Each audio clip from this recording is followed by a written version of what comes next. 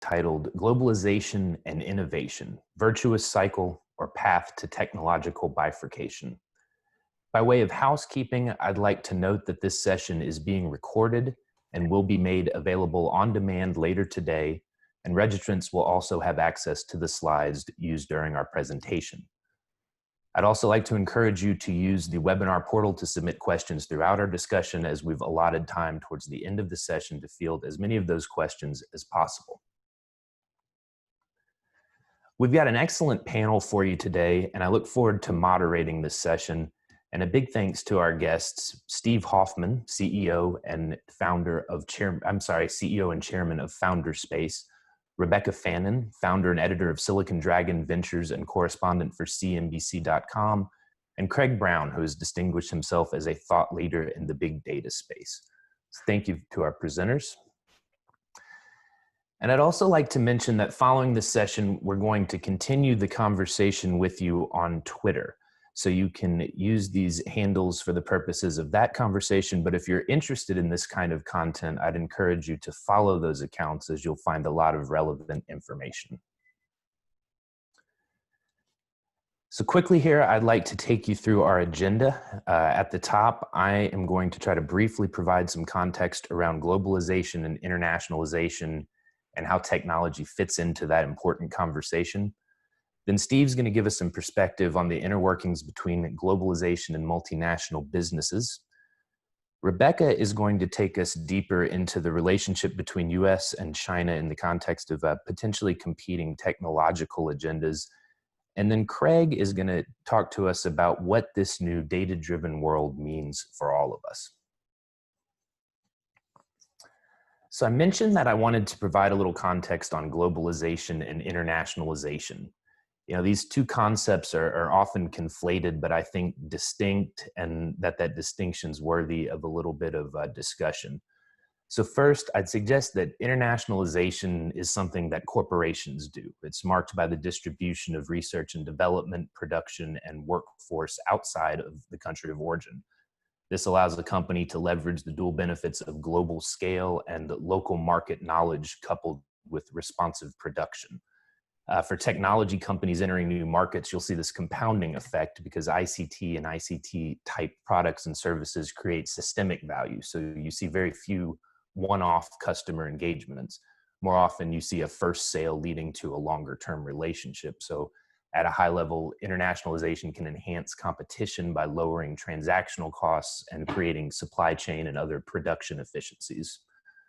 Globalization, this is something that nations affect through policy, facilitating the flow of goods, services, and capital across international borders by way of policy mechanisms like tariffs, sanctions, trade agreements, special economic zones, and things like that that are used to foster, constrain, stabilize, or otherwise influence economic globalization. So globalization has a potential to lift up emerging economies and establish nations, but it can also be used to create economic protectionism. And so how does technology fit into all of this? I mentioned ICT companies earlier, so I'll talk about this in the context of internationalization and globalization of ICT. These two forces, they work together. They allow a company to expand and to innovate. If you put a diverse group of problems in front of a diverse group of stakeholders and keep in mind local expertise and global scale, you've really set the stage for a positive outcome. Alternatively, technology supply chains and the outcomes associated with them can become fragmented based on policy decisions as well as corporate decision making. From a high level, when you fragment anything like this, the pace of innovation will slow down because the exchange of ideas has become obstructed. For the telecom folks, if you can recall the GSM versus CDMA or the LTE WiMAX debates, you'll understand exactly why this type of bifurcation can be problematic. So I covered a lot of these points on the previous slide, but I'd like to call your attention to the word united that's used there. I mentioned some of the competing interests in the 3G and 4G days. With the 5G new radio standard, we do today have a single global definition of 5G.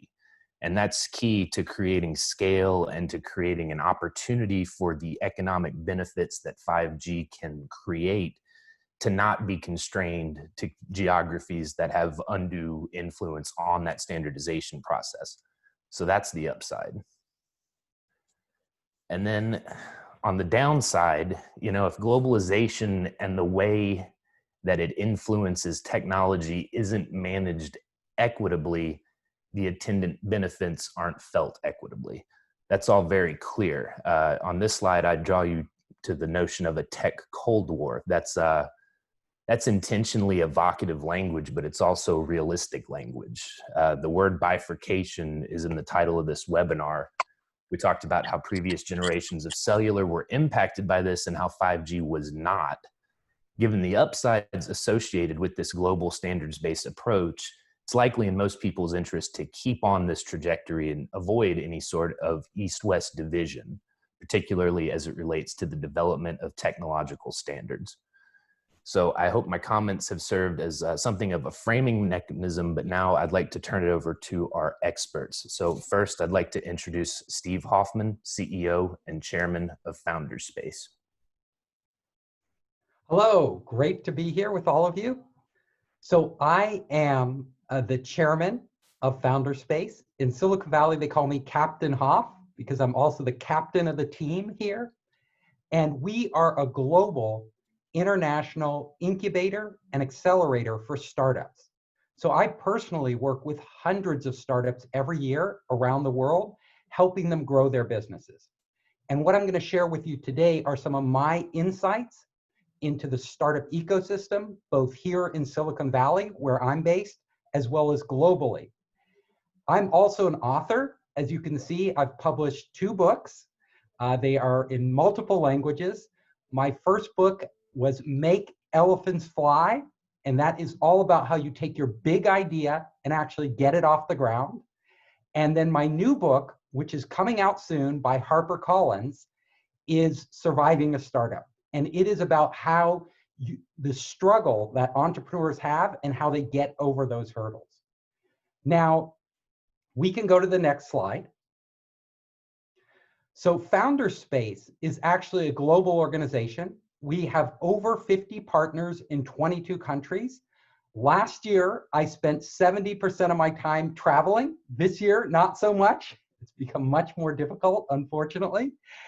And my goal has been to bring together entrepreneurs, new technologies, and corporations. So as I mentioned, we work with literally across the globe. I work with hundreds of startups, but my partners around the globe work with thousands of startups. And what we do is we help them get off the ground, go to market, raise capital, everything startups need to do to succeed.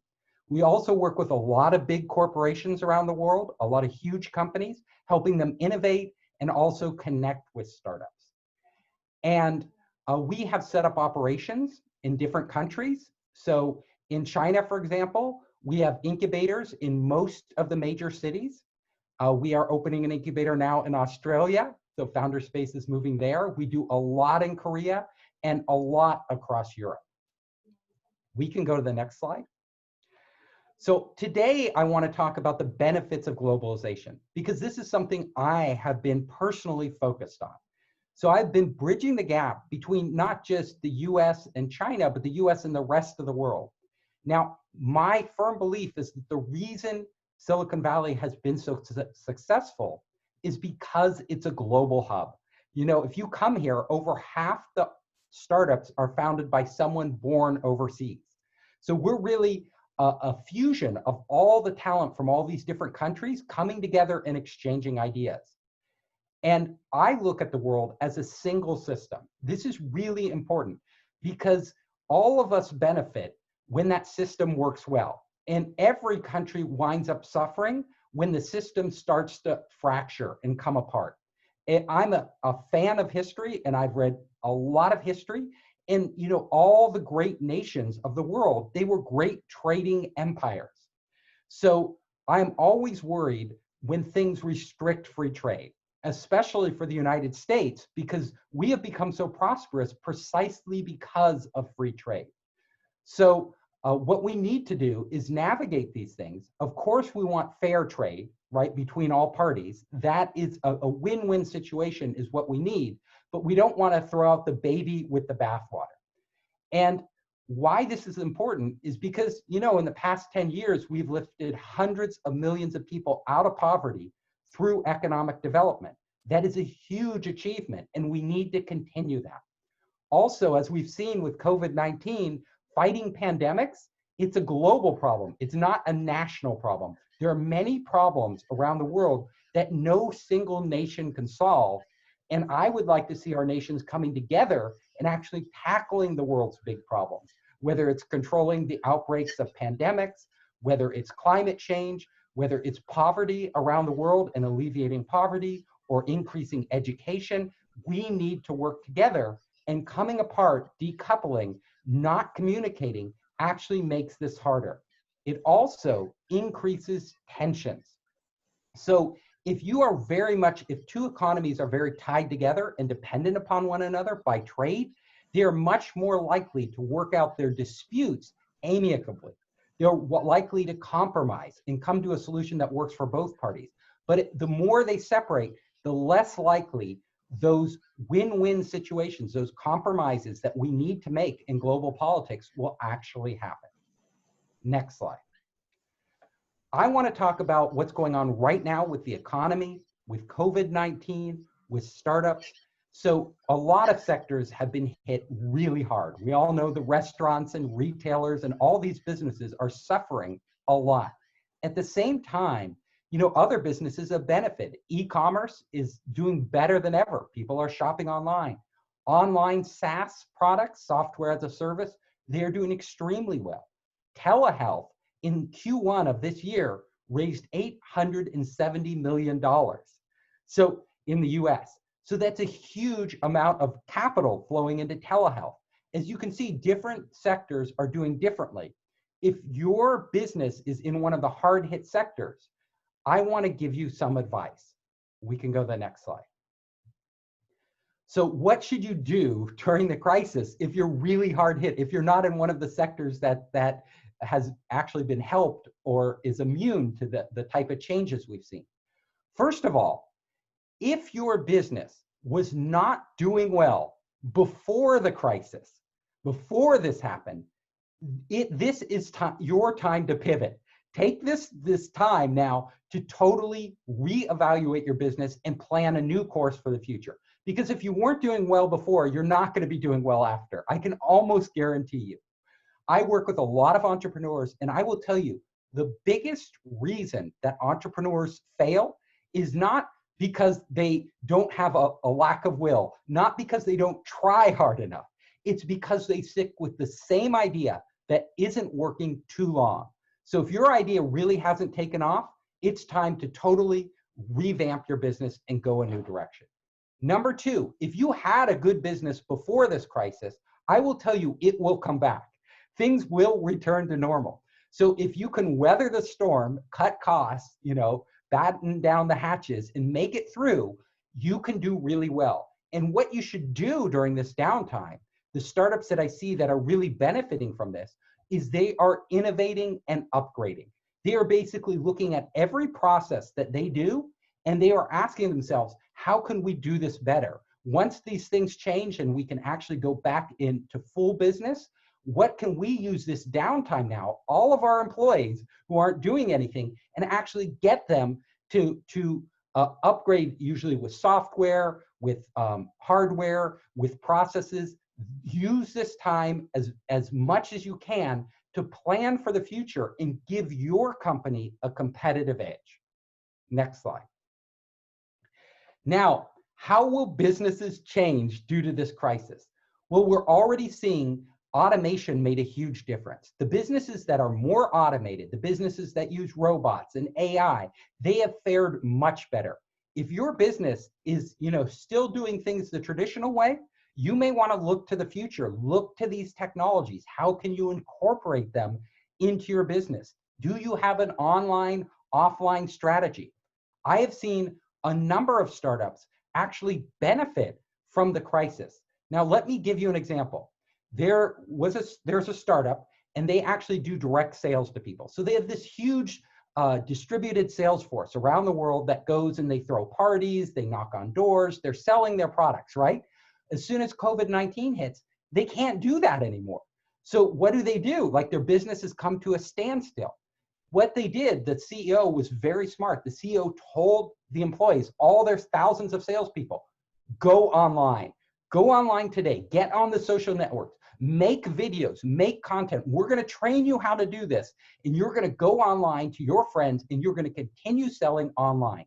What they found was actually after they had gotten this up and running, their revenues beat the previous year. So they actually are earning more money now than they did before. Think about strategies like this. How can you take your business online while still continuing the offline business if it was profitable? And how can you revamp your business to give your customers what they need right now? Now, a lot of companies, they don't know what to do. They don't know how to change their business. I tell them one simple solution. Go to your customers. Ask your customers for what they need right now in the current situation and give it to them. There was a website that catered to families, mothers with children. You know, they had just had children, and they were organizing offline events all the time for the mothers in cities around the world. Well, they got hit really hard. Instead, they went to the mothers during this crisis and they asked them, what do you need? What do you need from us? And they started to give them advice about how to deal with their kids in times of COVID, how to keep their families safe, how to get food, all the different things that these families, mothers, fathers needed during this time when their kids were at home, how to deal with their kids, how to keep work going, all of these things that were troubling them. So that is my advice to you, and I will hand it off to the next speaker. Thank you. Thank you very much for that commentary, Steve. And now I'd like to introduce Rebecca Fannin, founder and editor of Silicon Dragon Ventures and correspondent for CNBC.com.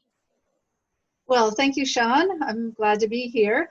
So on this slide, you can see these two worlds of Silicon Dragon, which I've been living for about the past 15 years, covering China tech and Silicon Valley tech and Asia tech. And today, I think we are moving into a Silicon global era, but we have a lot of tension behind both of these two major trends. So I'd like to walk you through that. And please, next slide. It wasn't that long ago that the idea of globalization was fairly new. Tom Friedman, the New York Times columnist, wrote a book, The World is Flat. That was a huge book, and it was a new concept.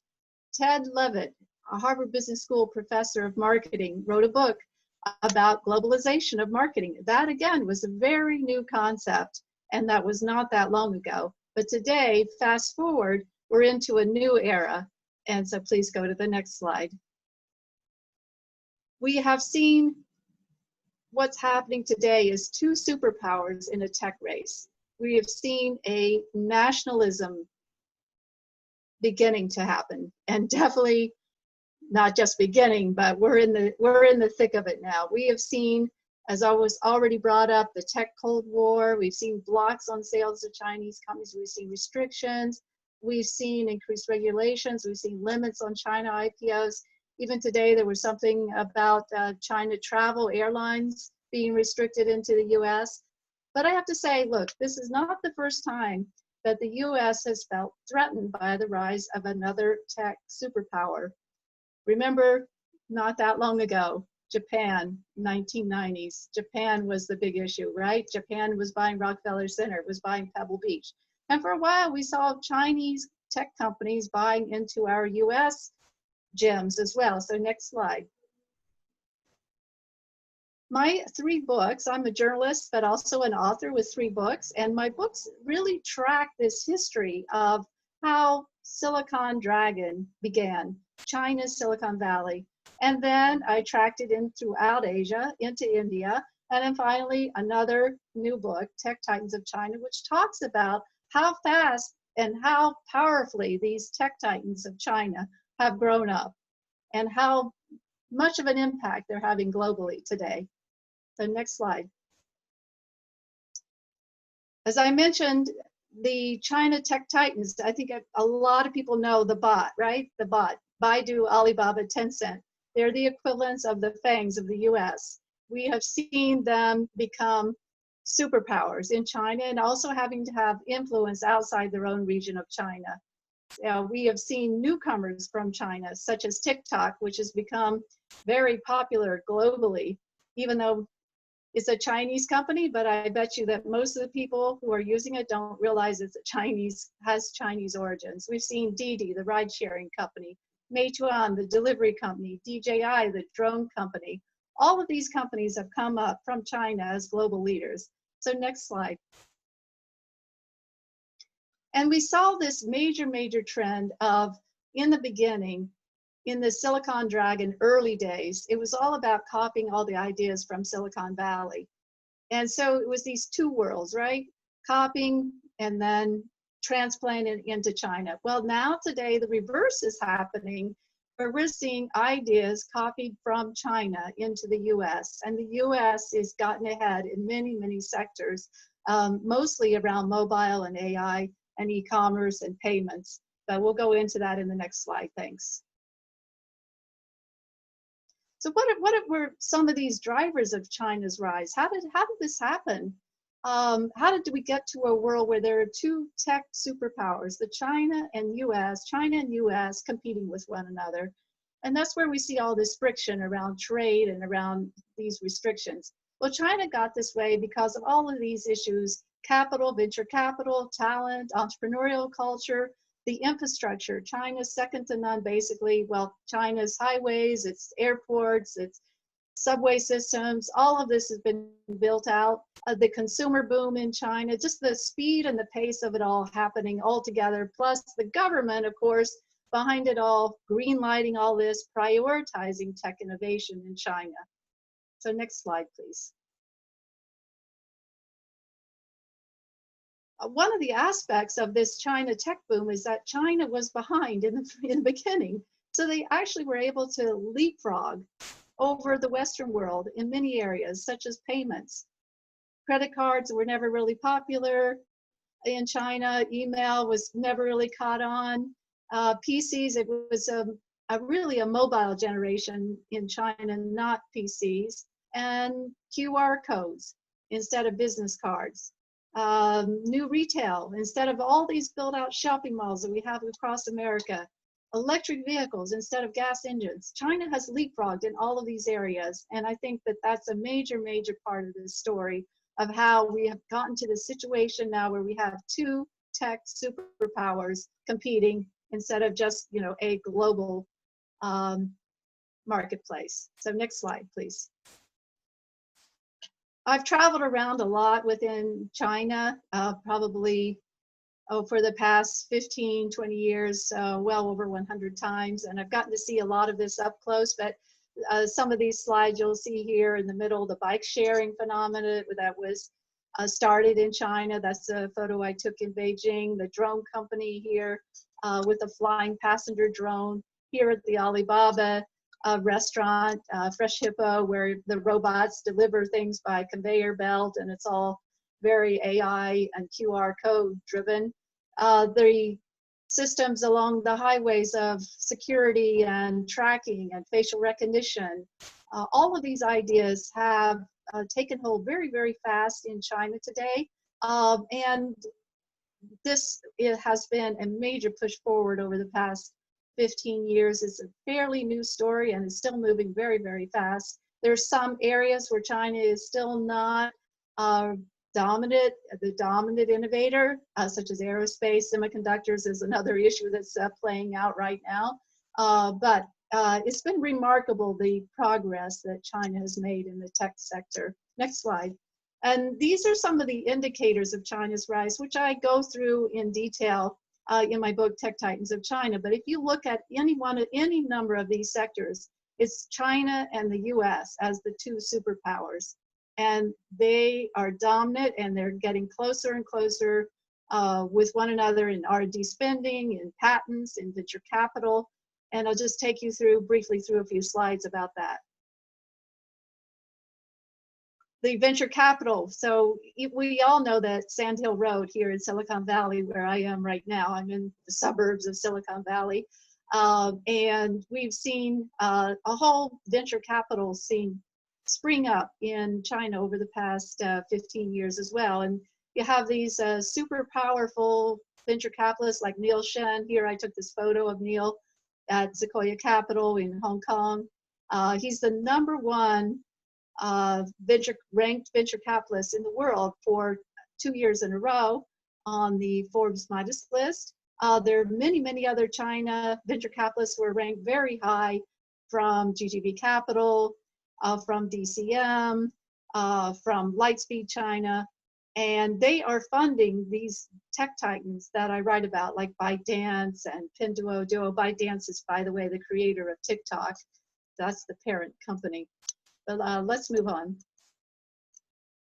The venture capital investment, you can see here that this chart will give you the trend line of where it was not that long ago to what it is today. And in 2019, China and the US were almost on par in venture capital investment.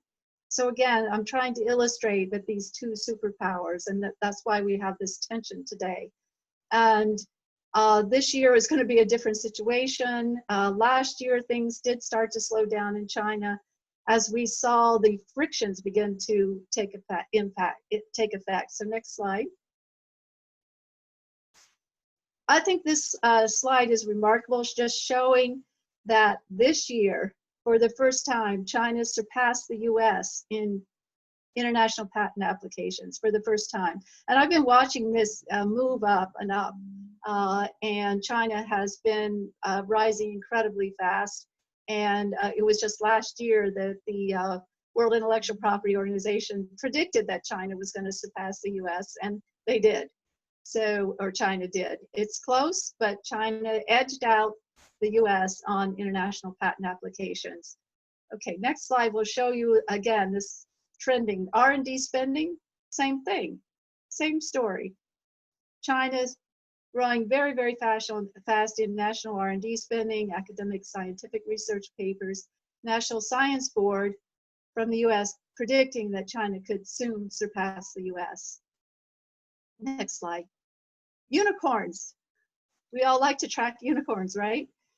Companies with huge valuations based on venture capital spending investment. The #1 unicorn in the world is from China, and that is ByteDance. There's very little that compares to ByteDance in terms of valuation, 75 billion. Now, okay, here's the part where people will say, yeah, okay, well, China got ahead, but doesn't China have really an unfair advantage? Then they have little competition from the West. They have little competition from Google, Facebook, Twitter, Instagram.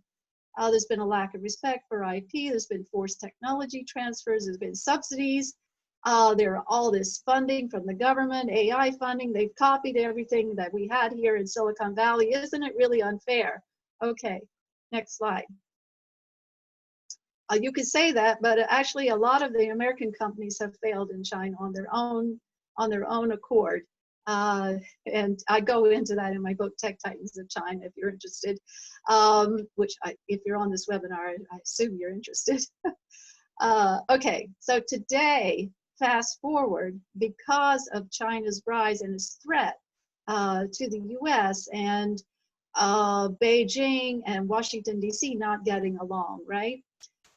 Where we have seen Silicon Valley and Beijing and Shanghai getting along very well over the years and collaborating and doing a lot of innovation together. Well, not much anymore because we've got this tech Cold War going on.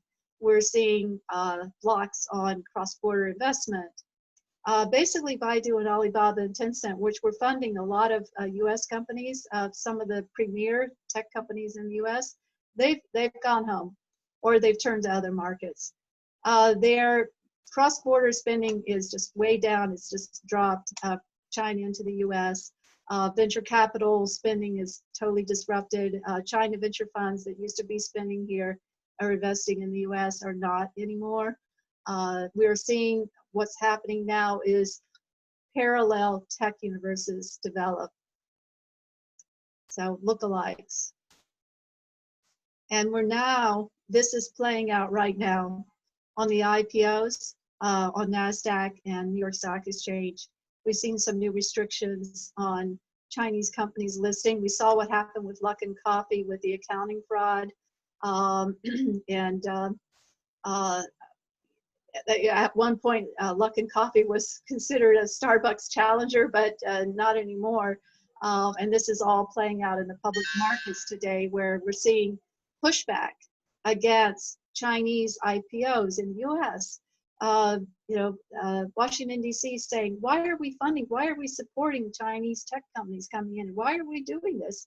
But for a while, this was one of the big drivers of the IPO scene in the U.S. In fact, in 2018, 4 of the top U.S. IPOs were from China. Next slide. As I mentioned before, we are seeing the Chinese tech titans going home. They're not only going home, but they've stopped investing in the U.S. pretty much. What they're looking toward is the next opportunity. They're looking at Southeast Asia. All of them, Alibaba, Tencent, Didi, they're all investing heavily in Southeast Asia today, creating new centers of influence. The venture capitalists as well, they're pivoting to Southeast Asia. Another pivot is to Israel. And next slide, you'll see that Alibaba has been spending a lot of time. Jack Ma has been spending a lot of time in Israel. They set up an R&D lab in Israel. They made many investments in Israel. Of course, Israel has always had this strong technology innovation, or particularly around cybersecurity. And the reason Israel is welcoming this China investment, they need it. China capital is going to Israeli venture firms, and Israeli venture firms are investing in companies that need China as a marketplace. So all this is playing out right now. And next slide. What we're seeing today is that, we've seen different terms for this, but I like the term splinter net. We've gone from globalization to nationalism and a splinter net. We have seen a breaking apart of tech innovation, of venture capital spending.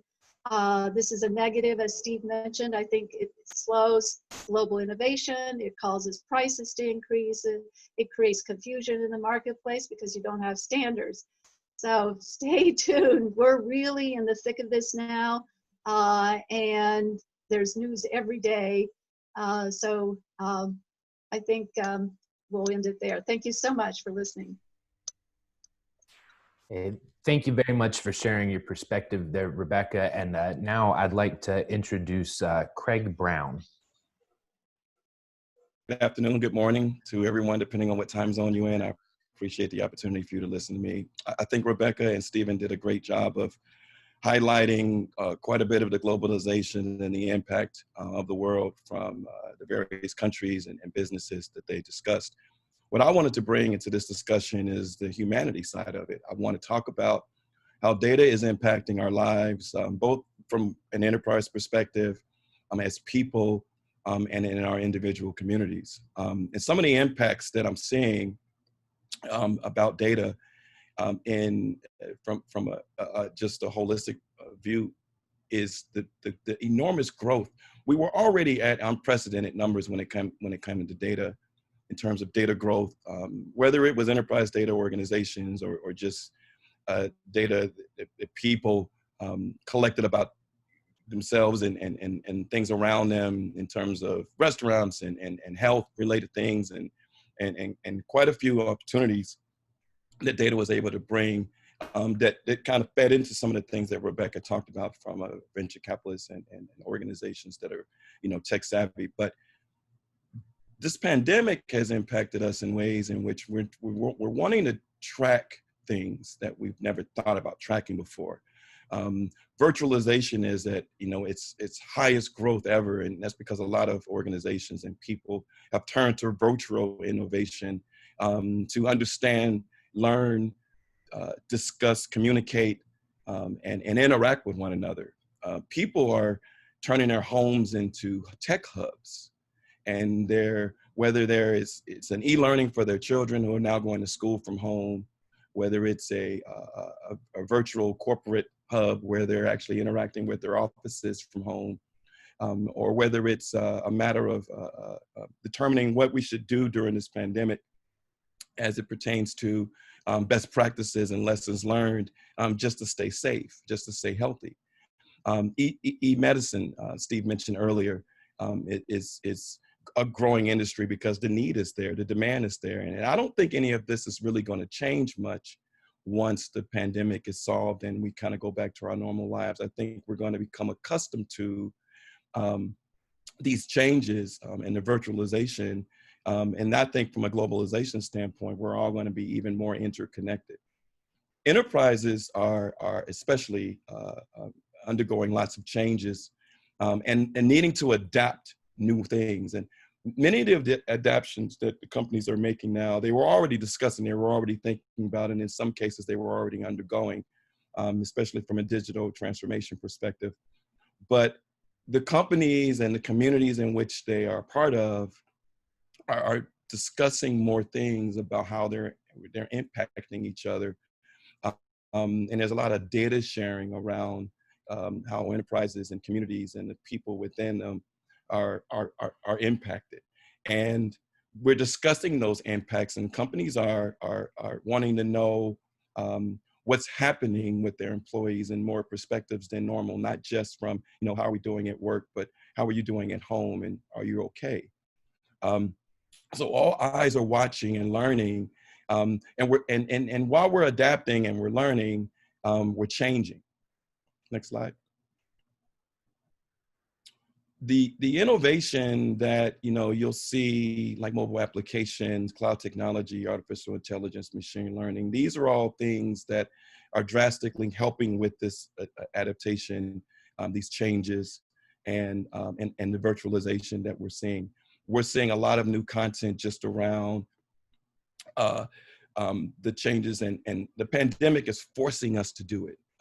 We're and if that's not in a bad way, but the force isn't. We want to know, what to do, what's working in some countries in terms of how to avoid getting sick. How do we reach out to find out what are the right kinds of remedies that we should consider when it comes to interacting with each other? Should we wear a mask? Should we not wear a mask? Does it help? All of these things are being manifested in the form of data. And if you go online and you can do all kinds of searches, you'll find tons of recipes on remedies to help you with a cough. You'll find tons of information about what to do if a loved one gets sick. You'll find and different things that you can try to keep the family members within that home safe from getting sick if a family member gets sick. But ultimately, we want to be able to address the things that we need to address. We want to redefine risks and understand what's a risky proposition versus best practice around handling those risks. And the AI and machine learning, from a data scientist perspective, is allowing us to find the trends and find the solutions that can validate these things and tell you, yes, these things are working, and what they're doing in China and what they're doing in Europe and what we're doing here in the US are all things that we share with one another. And the data sharing component is enormous at this time. You have world leaders, you have enterprise leaders, you have community leaders, all coming together and sharing all the various perspectives that everybody needs to understand, because we're all impacted as human beings. Next slide. So the change is impacting innovation, and innovation is developing in manifesting in many ways, as I mentioned. As people, we're using mobile applications to stay in touch with each other. We're using video conferencing to talk to each other. We're using mobile applications that are powered by AI and machine learning to understand how the pandemic and other things that are happening in the world today are impacting us as individuals, impacting our workplaces, impacting our communities. Even religious leaders and people who don't normally turn to innovation, who are more people-oriented, are using virtualization and innovation to to help disseminate their messages, to talk to people and help keep us together and keep us collectively thinking about the future. Not to lose hope, to think about the things that are important and maintain a positive disposition so that as we fight through all the challenges that are occurring today, that we're upbeat and we're thinking about, okay, once this is over and we're looking towards the future and nothing's changed in that regards. As a community, we're changing the way we live. As I mentioned, you know, we go to the doctors now via, I literally had a doctor's appointment 2 days ago with my mom over my iPad. And for my mother, that was absolutely strange. Like, she didn't think that we would get anything out of it, but it was a realistic use case that my elderly mother was able to experience, and she enjoyed it. She thought that it was great. The doctor was wonderful. His bedside manner was excellent. She was able to communicate clearly. We could see each other, and the interaction was just as good as if my mom had gone into the office and was interacting with the doctor in person. So what she learned from it was that you don't need the touch to get the information, to get what you need to know so that we can act on it and preserve our health. Next slide. Complete integration is what I would summarize as the real outcome here. People are integrating, companies are integrating, our churches, our schools, our social circles, we're all integrating with each other and to each other through innovative means. And this is happening at a global scale. You know, globalization from a humanity perspective is evident everywhere we look, from home deliveries to, you know, we're shopping, we're buying groceries online, we're meeting each other online. I was a part of a house party event where I was at a happy hour online, and it wasn't quite as fun. I'm not going to sell you on the fact that I would have rather have interacted, you know, be able to interact with people in person, but it was almost as fun. It was because we still had the camaraderie. We were still able to laugh and play and talk about things and kind of forget, you know, some of the seriousness behind the pandemic, because there is a serious side in terms of some of the loss of life, and some people are experiencing, you know, lost loved ones. But being able to talk to and interact with each other that way just kind of tells us that we can still be human during this crisis. We can still interact with one another, even if it's not in person, even if we've lost the ability temporarily to touch each other. But we're thinking about ways to live in this time, still stay positive, still stay focused. And data is allowing us to understand it better, to learn from it. And just from a streaming data alone, the number of movies that we're consuming, the number of virtual ideas that we're exchanging through streaming data, and the number of opportunities that are coming from all this. I mean, I don't know if Stephen knows, or what, you know, from a perspective of percentages of startups that are purely innovators, but I would venture to say that the number of innovators that are in the startup community are huge at this point. Cloud technology is a huge proponent in making all this work. Being able to make the data accessible and usable and consumable via cloud is absolutely one of the main reasons why we're able to do it this way during this time, and come out of it ahead of the game. Last slide.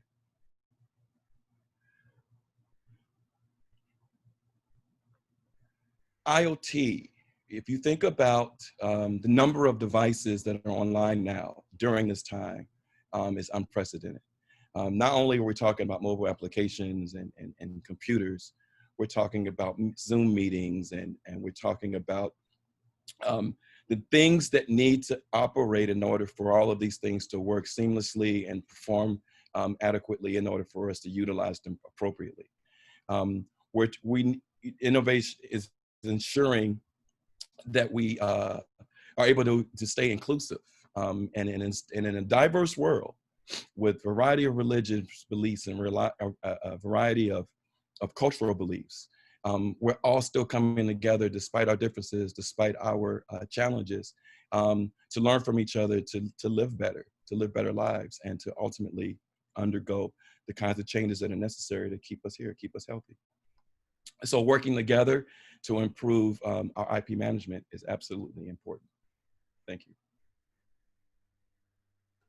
Thank you very much to Craig and our other presenters and to the audience for your attention. We've got some time reserved for Q&A here, so I'd encourage you to continue to submit questions using the webinar portal. But I'd like to kick things off.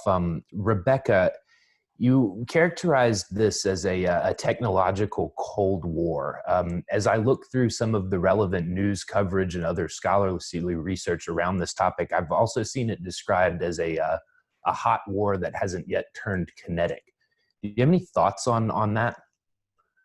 I think it's unfolding almost daily, and it seems to be heating up.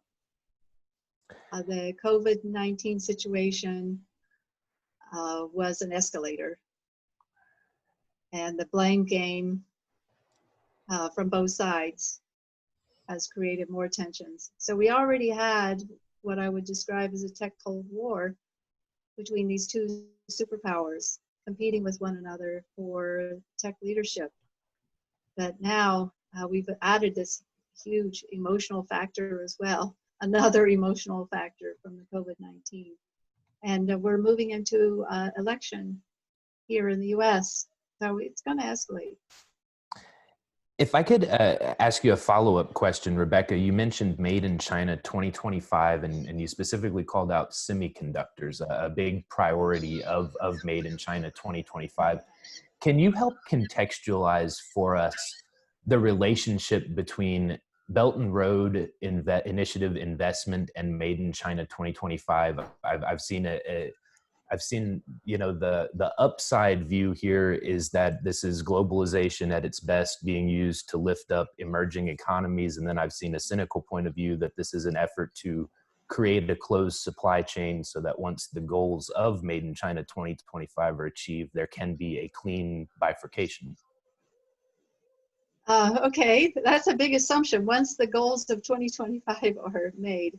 But look, these are two separate government initiatives, and they've been ongoing for a while, and some have become controversial.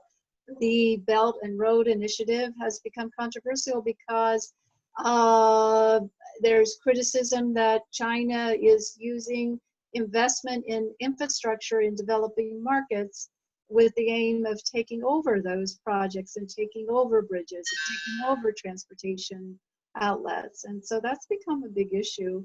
The Belt and Road is all about China making friends with its neighbors through economic development. But there's also become this controversial flip side of it is, yeah, well, what is China's ulterior motive here? So in Sri Lanka, China did take over the ports. On the Made in China 2025, this is a national economic initiative that China wants to dominate in many technology industries. And it's all very laid out. It's a blueprint. It's very specific. And I do go into this in my book. There's many sectors that are highlighted for development.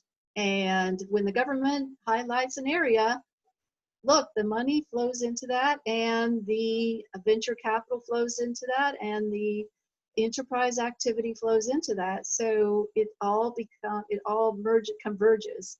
Look, 2025 is not that far from now. I think we'll see China move ahead in many sectors, but probably have a lot of progress to be made in others. And semiconductors is one of areas right now that's become a big issue because China is the #1 consumer of semiconductors, but not the #1 maker. The innovation has largely been outside of China. So now China is trying to upgrade its semiconductor industries. And this is part of the whole splinter net that's going on where China wants to become more self-reliant, not reliant on the West, not reliant on Taiwan or the West for chips, which go into everything. Craig, a question here for you, two actually, but let's set a baseline with the first one. Do you think that your average person has a good understanding of the data that they create, where it goes, and what is done with it? That's a tricky question. So I would say, when you say average person, I would say no. And I think the answer is no, because I don't think they really care. I don't think they think about where it goes, or who's using it, or what's being done with it. But it doesn't mean that it's going to impact their ability to generate that data. Okay. And then we've got a question here regarding the use of data in COVID-19. You laid out a few benefits that can come around here, and we're all familiar with contact tracing and things of this sort that can be used to track, contain, and otherwise address what could be a worse transmission of the disease. And so I'd say, Craig, help us understand, in the context of COVID-19, there's a very clear upside to big data as a, expansive topic, but then concurrently, we see a lot of concerns, particularly in a climate of civil unrest, about the data being used for what a lot of people would think is bad, is for something that is wrong. So how do people square this when there's clear upsides, clear downsides, and maybe not a real clear common understanding of any of it? I think that we need to be more conscious of what's happening here, and what the data's purpose is, and ultimately what are our contributions to it. For example, there's always going to be a downside, and some people are going to take advantage of the fact that we're distracted by the illness. I see an upside, not an upside, but an increase in emails and communications to people, tricking them out of providing their personal data. And they'll make it somehow related to the pandemic. Hey, if you're interested in, some additional health related opportunities to, keep your loved ones safe, provide us this information, and we'll send you something in return. And what they're asking them to do is give them personal data that's protected by privacy laws. You're not supposed to do that. So I think the answer to your question is we have to be more cautious and more cognizant of the fact that as we're generating an unprecedented amount of data in the area around COVID-19, we're all contributors, individuals, organizations, governments, about how it's impacting us, both on a positive and a negative, and understand that privacy laws can only go so far when it comes down to what you actually share online, where you're sharing the data isn't protected. And Stephen, a question for you now. You showed us that you have this large ecosystem of global partners. You're working with startups and communities all over the world. I'm curious, when we see these constraining factors that are applied to economies, nations, and as a function of that, technology sectors, when you are working with companies that have to navigate that space, how is it that you can follow this course of pivot, innovate, and upgrade if you're dealing with very hard blocks to your ability to access componentry, to access markets, and so forth? It's a tricky situation. So it depends on the startup. So if you're just focused on your domestic market, wherever you are, it's not as big a deal unless you require hardware components. So if you require hardware from overseas that's restricted, yeah, you're in trouble. But in general, the problems that we have seen are a lot of startups in the US, here in Silicon Valley, had funding deals from Chinese companies. Those are all pretty much off the table now. It's become extremely hard for them to raise capital from China. Also, we've seen a number of Silicon Valley companies that want to enter the China market, but if they are using AI, again, it's a very tricky situation for them to enter the Chinese market and set up a company in China because of the restrictions recently put in place. So most of, and AI is so broad. I can tell you that I don't know, almost every startup I know is using AI in one form or another. So when you restrict startups from AI going into China, it's basically taking that option off the table. So we're seeing less and less U.S. Companies establishing, divisions or setting up operations in China right now. So it is really the two markets are being separated. The real question for startups now is they've adjusted to that because that has been going on for a while now. So they've readjusted their plans. The real question is what will happen after the next election cycle? Will that be reversed? What will happen? How will that impact things? And where will we go from there? And we're all trying to guess at that. Well, we're approaching the end of our session here, so I'd like to pose one more question and then we can go around the table. But, our topic here, globalization and innovation, we've all discussed to varying degrees the split that we're seeing between the East and the West right now. So, the question is, can globalization stop that process, or has globalization caused that to happen? And Rebecca, maybe we could start with you. Well, I think, yeah, it's rooted in globalization.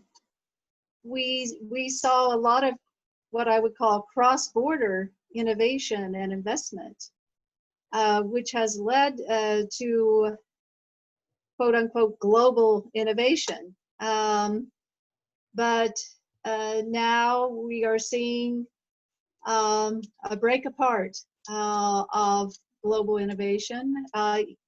Each country, each region is becoming more inward. The US is looking inward, for instance, and closing our borders, where we have seen cross-border innovation be a real driver, and talent, closing our borders to talent, to innovation, to ideas. I think we need a reset of that, and whether it's going to happen or not. Many companies have resulted from this cross-border innovation, where China, US, and other players in the world had brought together, Japan and Korea brought together their best abilities and their biggest capital to create new ideas. And now we're seeing this breaking apart. And I think China and the US are in the center of it. Most of the action is around those two countries. Yeah, globalization is not in a strong point right now. Craig, any final thoughts on globalization, innovation, and how we leverage this to create a virtuous cycle rather than a massive wave of decentralization? Ooh, that's tough. I think that, to Rebecca's point, data is feeding a lot of what the outcome is here. I think that globalization and innovation are definitely fed by information. Is it the right information is the question. Are we reacting to it appropriately is the question. And I think that we can come out of it ahead, but we have to want to, and we have to leverage the information appropriately. But I think that definitely we're impacted by it. And at the end of the day, it just comes down to how we are interpreting it, utilizing it, and ultimately turning it back on each other. Well, I want to add something here too. I think China's tech impact is spreading globally. Companies like TikTok, a phenomena, right? That a Chinese tech company in the entertainment space could be the dominant, could be the video app that everyone is on now. In the US, like Zoom, right? Zoom is not Chinese, but TikTok definitely has Chinese origin. So I think we have seen the rise of China tech going global. That's something to watch. This is just beginning. We've seen the ideas of mobile payments and QR codes and contact tracing, all of these, and bike sharing, for instance. Some of these ideas caught on in China way before they have in the US and the Western world. And I think we're only at the beginning of this trend. And Steve, if you could maybe, yeah, I assume you work with a lot of optimistic, bright young people in your role as a startup evangelist. So maybe you can take us out here on an optimistic note about how perhaps globalization and innovation can be used to build bridges rather than walls. Sure. So I do a lot of investing also globally in startups. So we put money into startups all over the world. And for me, I see the US has benefited enormously by globalization. We are the strongest economy in the world. We continue to be, and we got here through globalization. I do not want to see the United States give up its leadership role. So, can things be better? Can we get better trade deals? Absolutely. Should we always push for the best trade deals possible? Absolutely. But we do not want to take apart the winning strategy that has put the US on top. So I honestly believe that the direction we're going now is not in our best interest. It seems like it might be, but it is, if you look at our businesses, if you look at here in Silicon Valley, if you look at the startups that we invest in, that America invests in, they have done phenomenally well by going global. If you look at Amazon, Facebook, Google, you name it, going global. We should be doing everything. Except in China, Steve, except in China. Except in China. So we should be doing everything we can to get China to accept these companies, but without breaking the whole system, right? So it's a balance, like all global negotiations, it's a balance. And what I see are the pendulum swinging too far the other direction. Now, every country has industries that it protects. We know that, right? For the military reasons, for other reasons, and we just need to balance that out. So it's it's always what I think is a delicate operation, and I just don't want to hit it with a sledgehammer. I think using precision surgery is the way to move forward, and we will benefit by doing that far more than breaking the whole system. That is my fundamental premise. Well, thank you so much for sharing your thoughts on this important topic, Craig, Rebecca, and Stephen. Thank you to everybody that joined us on the webinar. A quick reminder that this session will be available on demand. And if you'd like to join us over on Twitter for a continuation, see you there momentarily. Thank you for your time. Thank you.